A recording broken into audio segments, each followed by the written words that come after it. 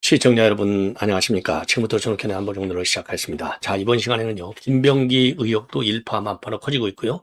서울경찰청에서 이제 오늘 발표를 했는데, 김병기 사건은 일부 특히 탄압과 관련해서는요, 관할 경찰서인 통작경찰서에서 지금까지 수사했는데 이게 수사 결과가 나오지 제대로. 그러다 보니까 이런저런 설들이 난무하고 있습니다. 경찰에 대한 비판도 고려되고 있고, 그러다 보니까 지금 이제 김병기 이 고발 사건을 수사하고 있는 서울 본청에서 전부 다 수사하는 걸로 방향을 바꿨습니다. 자, 그래서 이 김병기 의원의 이 그 여러 가지 의혹들, 지금 추가적으로 지금 제기되고 있는 내용들. 그런데 말이죠. 지금 이제 김경희가요, 지난 29일 날 처음으로 강태우 전 강서구청장한테 고발을 당했는데 이틀 뒤에 미국으로 몰래 나갔어요. 자, 그래서 이거를 수사를 피하기 위해서 나간 거 아니냐. 그런데 수사에 대해서는 적극적으로 협조하겠다라고 경찰이 지금 확언을 받았다라고까지 나오고 있어요. 자, 그래서 경찰이 이거 제대로 수사하려고 하는 거냐, 아니면 뭐 대충 무늬만 수사냐, 이런 비판이 제기되고 있다는 말씀도 드립니다. 자, 그래서 이제 경찰에서는요, 뭐 충분히 경찰 측 입장도 이해가 돼요. 일단 고발이 되면 그게 배당이 되고 나면 그 다음에 이제 출금도 하고 뭐 이제 소환 일자도 조정을 해야 되는데, 29일 날 고발했으니까 30일 날 이틀 만에 나갔으니까 배당도 제기 전이다 이거죠. 그래서 이 점에 대해서는 우리가 경찰의 이 애로사항도 조금은 알아야 될 것이 아닌가. 이 부분은요, 좀 이해를 해줄 필요는 있다. 다만 동작경찰서에서 김병기 의혹을 갖다가 제대로 수사를 하지 않았다라고 하는 비판이 제기되고 있거든요. 그리고 일단 왜 무혐의 처분을 했으니까. 그런데 김병기도 다 이건 뭐 오늘 유튜브 방송에 나와가지고 자기가 많은 의혹 제기를 받고 있지만 좀만 기다려달라. 전부 무혐의로 끝날 것이다. 그렇기 때문에 나는 할당은 절대 안 한다. 이렇게 나와 있어요. 자, 그래서 참 누구에 맞는지, 참 어느 주장이 맞는지 조금 더 우리가 시간을 갖고 지켜봐야 될 것이 아닌가, 이런 생각이 들고요. 자, 그래서 김경과 김병기 이거 다 같이 묶은 표로 되어 있지 않습니까? 그리고 이혜훈의 비리 의혹도 일파만파로 퍼지고 있어요. 아니 도대체 말이지. 그래서 이제 언론에서 보면 야, 이거 도대체 어디까지 가느냐, 이러고서도 버티느냐, 이러고서도 버티느냐. 이거 이제 이대로 가면요, 잘못하면 임명해버립니다. 청문회만 끝나면 임명해버리면 끝나잖아요. 물론 청문회를 안 해도 임명권을 가지고 있어요. 대통령 마음. 자, 그런데 이게, 자, 이 대통령이 민심을 중시해야 된다. 그리고 권력 1순위가 어디냐? 국민이 뽑아준 기관, 국회다 이럴 때는, 그러면 국민이 뽑아준 기관이 1등이면 1등인 1등인 국회보다도 더 권력이 센 사람이 누구예요? 국민이잖아요. 그렇지 않습니까? 국민이 지금 이혜훈이는 절대 안 된다는 거 아니겠습니까? 이 민심의 분노, 민심의 명령을 용산 대통령실에서는 제대로 파악해서 결정을 해야 될 것이 아니냐. 자, 우리 그래서 국민의힘에서 말이죠, 기재위원들도 오늘 기자회견을 통해서 절대로 이런 인간은 안 된다. 그리고 재산 의혹까지 지금 불거졌기 때문에 이틀 가지고 해야 된다. 이런 주장을 내놓고 있지만은 이게 완전히 참 허공에 정말 메아리 치는 소리가 아닌가, 이런 우려도 들고 있습니다. 자, 그래서 이혜훈 관련, 정말 뭐 아빠 찬스, 이 할머니 찬스 별의별 게 나오고 다 나오고요. 주식, 그야말로 미상장 주식을 뭐 어마어마하게 가지고 있잖아요. 한 100억 어치 가지고 있다. 근데 지금 지금 최종적으로 나오는 건 한 80억 정도 가지고 있다고 하는데, 이걸 보니까, 이걸 보니까 이제 친척 회사의 주식을 갖고 있는 거예요. 그리고 이제 요 대표이사가 집중적으로 후원금을 한 5, 6천만 원씩이나 500만 원씩 잘라서 말이죠, 한 의혹도 제기되고 있습니다. 왜냐하면 법인에서 하는 것은 최고 연간 500만 원밖에 안 된다는 것이죠. 자, 그리고 이제 마지막으로 직위원 재판인 이 판사가 이끄는 오늘 재판부, 지금 이 김용현 전 장관에 대한 증인 신문이 있었는데, 윤 대통령 김용현 장관의 이 주장문을 보더라도 곽종근, 홍장원 이런 사람들의 주장, 이거 전부 가짜잖아요. 우리가 다 이미 뭐 수십 번씩 제가 보도해드렸지 않습니까? 이런 취지로 김용현 장관의 의리를 지켰습니다. 자, 그래서 김용현 장관의 발언을 보면은 이것 또한 윤석열 대통령에 대한 내란 재판에서 이거 무죄를 때려야 되는 중요한 단서가 아니냐, 이런 해석이 법조계에서 나오고 있습니다. 자, 그래서 이런 내용을 가지고 여러분께 이제 하나씩 정리를 해 드리도록 하겠습니다. 자, 김경희가 지금 해외로 나갔어요. 29일 날 고발됐는데 31일 날 몰래 출국을 했습니다. 자, 미국에 또 자녀가 있는가 봐요. 재산이 7, 80억 되니까 미국에 자녀가 있을 수가 있겠죠. 자, 그래서 이게 언제 들어올지는 아직까지 안 알려져 있지만은 이제 경찰에서 지금 연락을 해보니까 들어온다, 수사에 협조하겠다라고 되어 있다는 겁니다. 자, 그런데 이제 이 출국과 관련해서는요, 회기가 아니기 때문에 출입국에 대한 별도의 보고임은 없는 걸로 알려지고 있습니다. 자, 그런데 이제 출국 날짜가 김태호 강서구 구청장이 29일 날 고려했는데 딱 이틀 만에 아무런 제재를 받지 않고 나갔다는 거예요. 자, 그래서 이제 경찰에서는요, 출금을 미리 했어야 될 것 아니냐, 이런 비판이 야권을 중심으로 해서 제기되는데, 통상적으로 말이죠, 출국한 날 당일에야 사건을 배닥받았다는 겁니다. 서울경찰청. 그렇기 때문에 출국 금지와 같은 신병 확보를 검토할 시간조차도 없었다. 그리고 통상 자료를 검토하고 사건을 배당받는데 2, 3일이 걸리고, 출금 필요성 등을 판단해서 법무부로부터 결론을 받기까지 또 2, 3일이 걸린다는 겁니다. 자, 그래서 김경한테 입국을 종료했고 적극 협조하겠다라는 연락을 받았고요. 입국 시 통보하도록 법무부와 협조하고 있다고 지금 경찰이 발표를 하고 있습니다. 자, 그런데 말이죠. 이제 문제는 뭐냐? 이번만이 아니고 경찰에서 지난 작년, 그러니까 10월 달이죠. 불교 신자 3,000명을 밀당시켜갖고 김민석 서울시장 경선 도와주겠다.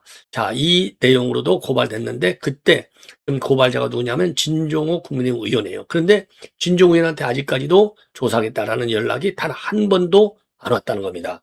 그러니까 이거 수사 의지가 전혀 없는 것 아니냐? 네, 없는 것 아니냐? 왜? 아니, 김경희가 강선을 끼고 뒷배로 있죠? 김민석을 뒷배로 있죠? 김민석을 뒷배로 하니까 이번에 영등포 구청장에 출마하려고 했다는 거 아닙니까? 이 사건만 아니었으면. 그러니까 이제, 이거 실사하고 연결됐으니까 수사도 못하는 거 아니냐? 이런 비판이 제기되고 있는 거고, 또 하나, 경찰이 수사를 제대로 하지 않은 것은 김병기한테 3천만 원을 줬다라고 하는 거. 이것도 말이죠. 이미 탄원서를 냈는데 작년 11월 달에 탄원서를 냈다는 겁니다. 이거는. 예. 근데 요것도 수사를 하지 않았다는 겁니다. 그래서 경찰에서는요, 탄원서가 아닌 기본 사건에 집중하는 것 같다. 그래서 서울경찰청이나 경찰청에서는 탄원서의 존재를 인지하지 못했다. 이렇게 해명을 하고 나오고 있어요. 자, 그래서 이제 김경희가 말이죠.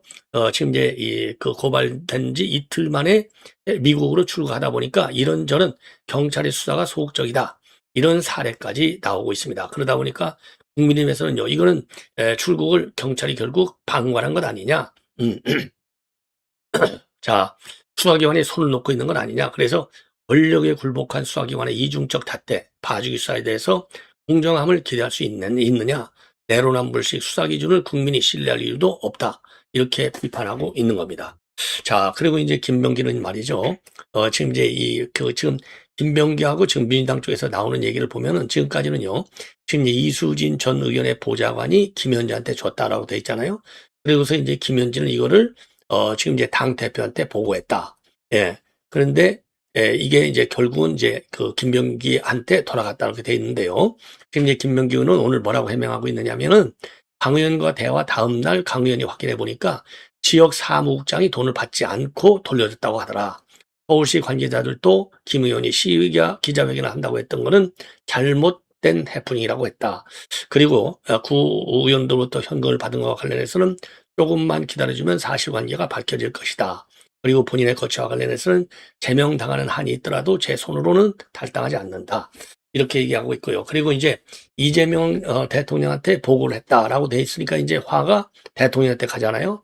그러니까 이제 그 대표한테 보고한 게 아니고 당 대표실로 넘겨준 거야. 당 사무국으로 넘겨준 거야. 요렇게 지금 말꼬리를 지금 말을 바꾸고 있는 상황이 되겠습니다. 자, 그래서 이거 말이죠. 그러기 때문에 우리 국민의힘에서는 전부 다 이건 특검해야 된다. 이런 주장이 나오는 것이고요. 또 이제 김병기와 관련해서 추가적으로 지금 나오는 것은 지금 김병기 보좌관 출신의 의원을 전직 보좌관을 부의원을 공천을 해줬고, 그리고 결국은 이제 나중에 이제 부의장까지 해먹었는데, 그래서 이 부의장의 법과를 지금 이 김병기 의원의 부인이 써먹었다는 거 아닙니까? 의혹. 예. 이제 보좌관 출신의 구의원. 그런데 이 구의원은요, 본래 그 당시 다 주택자는 공천하지 않기로 정리가 됐었는데 원칙이. 근데 다 주택자인데도 불구하고 이 공천을 줬다는 겁니다. 자, 그래서 이것도 지금 논란이 야기되고 있습니다. 그래서 왜 다주택자냐? 자, 그러니까 이제 전 구의원이 2022년 당시 부동산 보유 내역을 보면 동작구에 20평대 아파트와 함께 송파구에도 4억 원대 아파트 지분을 공동 보유한 상태였다는 겁니다. 자, 그래서 이게 어떻게 해서 단수 공천을 받았냐 이 말이에요. 단수 공천을. 자, 그리고 더군다나 이 사람은요, 지역주택조합장 시절에 공갈과 횡령 혐의로 재판에 넘겨진 상태였다고 합니다. 그렇기 때문에 서울시당 공관위 간사였던 김병기 의원의 힘이 작용한 것이 아니냐, 이런 의혹이 제기되고 있고요. 더군다나 요 의원이 나중에 김병기 부인한테 법카 업무 추진 및 카드를 제공한 당사자로도 지목되고 있는 겁니다. 자, 여기에 대해서 김병기 측은요, 공천은 김병기 혼자 결정한 것이 아니고 부동산 검증팀에서 소명이 됐기 때문에 공천을 받은 것이다, 이렇게 얘기하고 있어요. 예. 자, 그리고요, 김현지 부속실장한테 김병기 탄원서를 전달했다는 사실을 민주당은 그 사실은 인정해요. 예, 김현지한테 탄원서가 갔어까지는 인정해. 그런데 민주당에서는 뭐라고 하느냐? 당시 이재명 대표한테 보고 온 게 아니라 이거를 사무국에 전달했다라고 김현정 대변인이 오늘 또 발표했습니다. 그러니까 무조건 다 꼬리 자르기, 이렇게 볼 수밖에 없는 상황이 아니냐. 그래서 당시 김현지 보좌관은 본인한테 전달된 거에 대해서 시스템에 따라서 당 대표실, 당 사무국, 당직자들에게 전달한 게 다다, 이렇게 얘기하고 있어요. 예. 자, 이것도 그래서 특검을 해야 된다는 말이 지금 나오는 겁니다. 그 다음에 김병기 의원의 또 다른 의혹은요, 지금 차남이 빗썸, 지금 차남 사건, 이 빗썸 취업 사건하고요, 숭실대 편입학, 이런 의혹이 제기되고 있는데, 차남이 빗썸에 취직하니까 두나무, 경쟁회사인 두나무를 문 닫게 해야 되겠다, 그래서 상임위원회까지도 바꿨다, 이런 의혹이 제기되고 있습니다. 자, 그래서 빗썸하고요, 두나무 쪽 두 군데를 가고 싶어 했는데 이제 빗썸에 취임한 거예요. 그러니까 두나무 쪽에서는 이제 못 간 거잖아요. 그래서 두나무 쪽을 좀 견제하고 압박하고 제재를 해야 되겠다, 이런 지시를, 이런 말을 보좌진들한테 했다는 겁니다. 자, 그래서 요게 또 논란이 되고 있습니다. 야, 이거 정말, 예. 그래서 요 문제까지 지금 김병기 의원, 그래서 이거는요, 보좌관들이 지금 정말 손을 봐야 되겠다, 이런 취지의 발언을 김병기가 보좌관들한테 회의할 때 했다, 이겁니다. 그래서 이 금융위를 담당하는 정무위원회로 이 위원회를 바꾸기까지 했다는 겁니다. 자, 바꾸기까지 했다는 거예요. 그러면서 이제 김병기 의원이 보좌관들한테 2024년 11월 말쯤에 독과점을 지적하는 질의를 준비하라라고 지시를 했다고 합니다. 그러면서 가만히 놔두면 안 된다, 혼내줘야 된다, 두나무 문을 닫게 된다라는 취지로 강조를 했다는 겁니다. 예, 그리고 이 태관 업무로 지금 태관 업무를 담당하는 직원을 부르기까지 했다는 겁니다. 자, 그러니까 이제 부회사 태관 업무 담당하는 협력관도 사무실로 불러서 만났다는 거예요. 자, 그러니까 이제 우리 아들 취업시켜줄 것이냐, 안 시켜줄 것이냐, 이런 이제 압박으로 이게 작용한 것이 아닌가 하는 그런 의혹이 제기되고 있는 것이고요. 그리고 작년 2월 달에 김병기 의원은 두나무에 독과점과 관련한 질의를 했고, 실제로 김병환 금융위원장은 공정거래위원회 논의에서 규제할 수 있는 방안을 찾아보겠다까지 얘기를 했다는 겁니다. 야, 참 이게 말이요, 갈수록 참 엄청나게 커지고 있는 상황이 되겠습니다. 네. 자, 그래서 이 차남 편입하고 요 동작구에서 하던 거, 이거 전부 다 이 서울 본청에서 다룬다. 자, 그래서 말이죠, 이 김병기 이 의혹이 이제 갈수록 커지고 있다는 말씀을 드립니다. 자, 이번에는요, 나무기가 말이죠, 재산이 700억 원이 추가로 지금 찾아졌어요. 700억 원.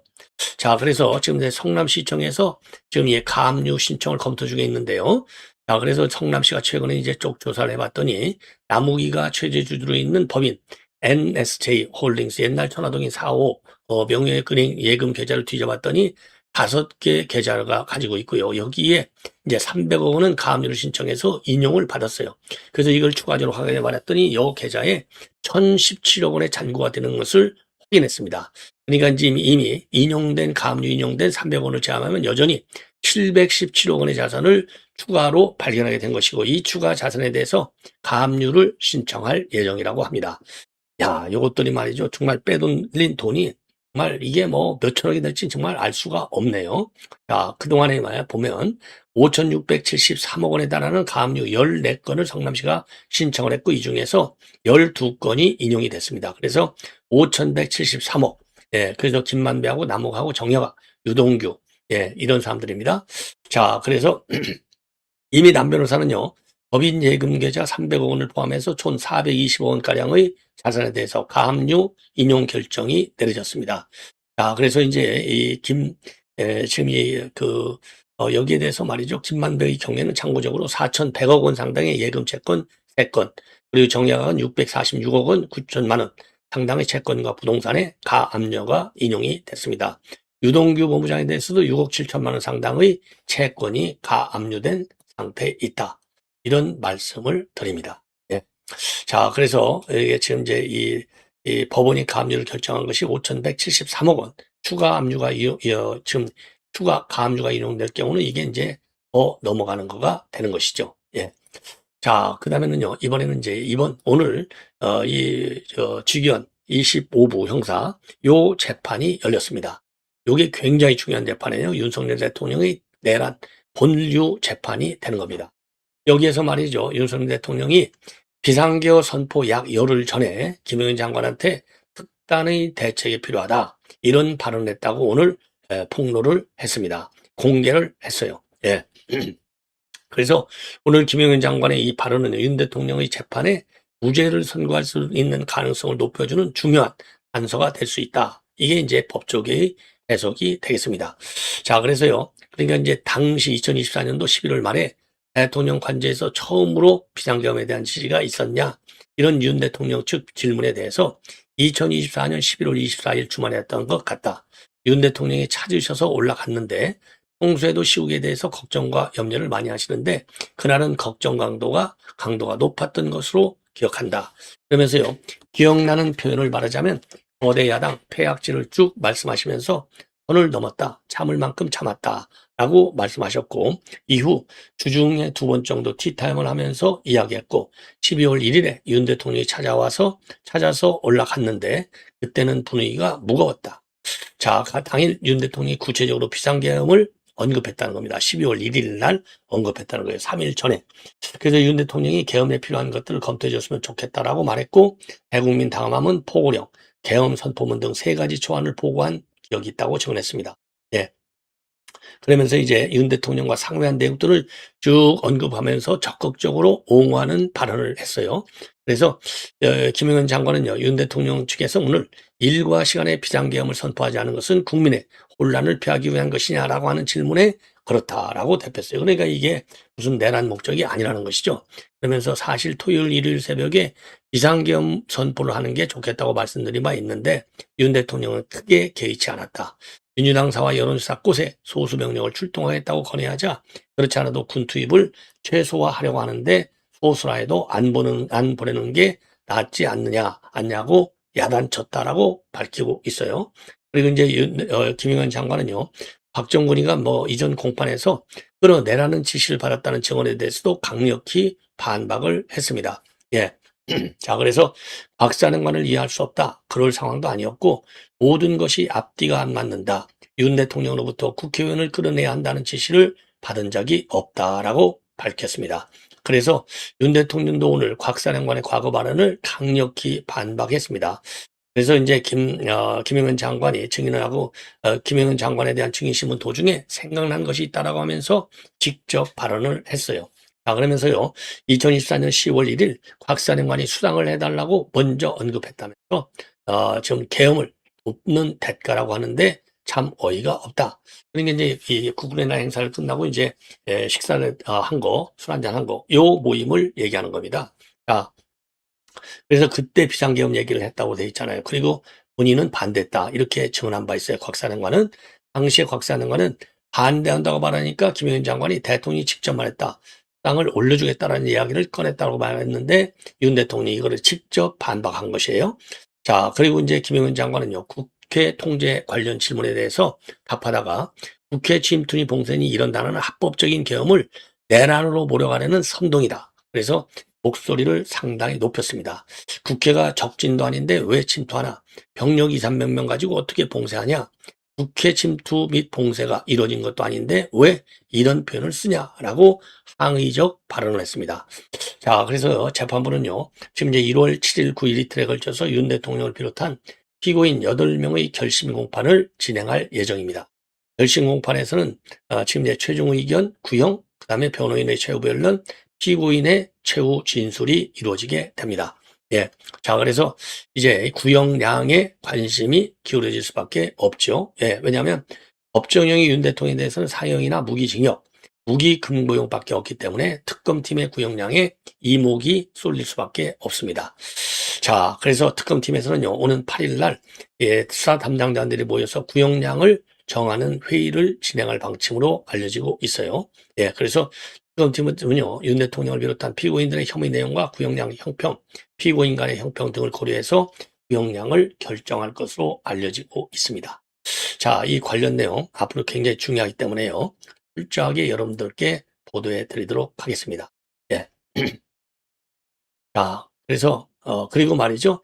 이해훈이가 말이죠. 이 총선 때는요. 재개발 공약을 한 뒤에 차남한테 딱지를 더 넘겨줬다.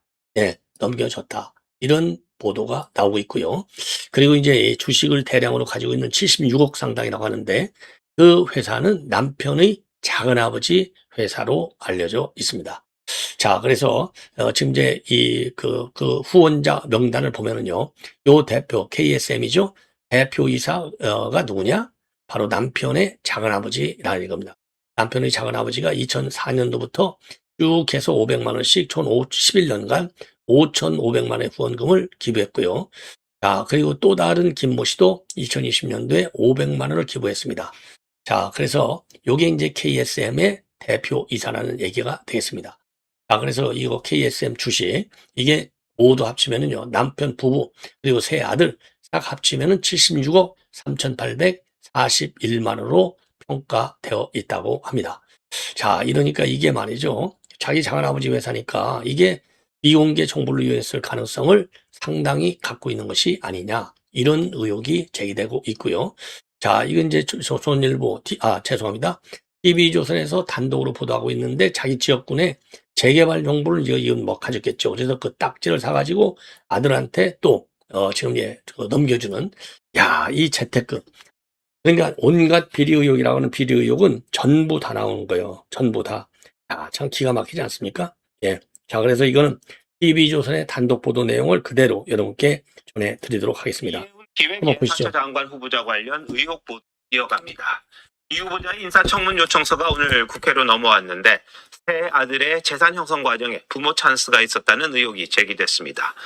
셋째 아들이 사회복무요원으로 근무할 때는 모자진을 통해 수박을 근무지에 배달했다는 증언까지 나왔는데 어디까지 의혹이 계속될런지 참 답답하기도 합니다. 정민진 기자의 단독 보도입니다. 오래된 주택들이 좁은 골목을 따라 늘어서 있습니다. 이해훈 후보자 둘째 아들은 지난해 5월 서울 동대문의 재개발구역 주택과 땅을 증여받았습니다. 이 후보자의 시어머니인 이모 씨가 2017년 매입한 뒤 실거주하지 않고 8년 만에 물려준 겁니다. 솔직히 평을 받을 수 있을 것 같은데요. 좋아하는 분양가가 지금 만약에 하게 되면은 11억, 12억 사이면 그냥 5억을 받는 거죠. 이 후보자는 앞선 2020년 동대문 을로 지역구를 옮긴 뒤 해당 주택이 포함된 전농동 일대 재개발 추진에 역량을 쏟겠다고 공약했습니다. 자기 지역구 내에 재개발 사업이 어디가 가장 잘 추진되고 있는지 누구보다 정확하게 알 수 있기 때문에 실거주 목적이 아닌 주택을 보유하는 것은 그 자체로 문제가 크다고 볼. 20, 30대인 이 후보자의 세 아들 모두 10억 원대 자산가로 드러났는데 장남과 차남은 5년 전 친할머니로부터 서울 마포의 상가를 넘겨받기도 했습니다. 보좌진 사적 심부름 의혹도 추가로 나왔습니다. 전직 보좌진은 TV조선에 삼남이 사회복무요원으로 근무하던 곳에 보좌진을 시켜 수박을 2차례 배달한 적도 있다고 했습니다. 국민의힘 주진 의원은 삼남의 자기소개서 초안을 공개하며 동료 국회의원실에서 인턴을 하고 대입에 활용했다는 의혹을 제기했습니다. 이 후보자 측은 인턴을 청탁하거나 개입에 활용하지 않았다고 했고 다른 의혹들에 대해선 청문회에서 소명하겠다고 했습니다. TV조선 정민진입니다. 야, 참 이런 인간을 말이죠. 예, 용산에서 언제까지 끌고 왔지. 우리가 가열차게 이해훈의 비리 의혹도 여러분들께서 말이죠. 방송국 또는 우리 국민의회에 제보해 주시고 국민에서는 이거를 적극 이슈화시켜서 청문회까지 가면 되겠습니까? 그야말로 의정 활동을 낭비하는 것이죠. 반드시 막아내야 된다고 생각합니다. 시청자 여러분, 이것으로 본 방송을 마치겠습니다. 대단히 고맙습니다.